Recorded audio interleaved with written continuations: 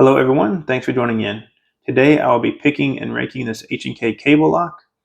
First off, I'm going to be single pin picking with a 40th thou or 1mm copper keyway tension tool, as well as a standard short hook in 20th thou or 1/2 millimeter. Let's get picking. So for this, I'm going to insert my pick all the way to the back and work my way towards the front.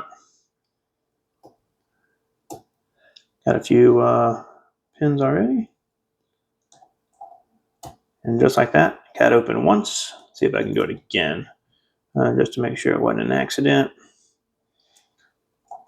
Again, I'm going to insert my pick all the way to the back, bring it to the front.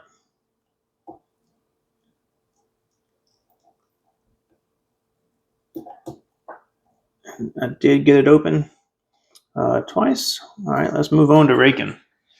So for this, I'm going to use a 5-hump rake as well as a bottom of keyway tension tool. So I'm going to just insert that here and insert my rake.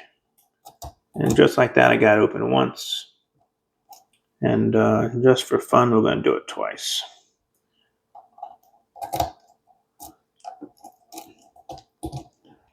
So if you like this content, please consider liking and subscribing.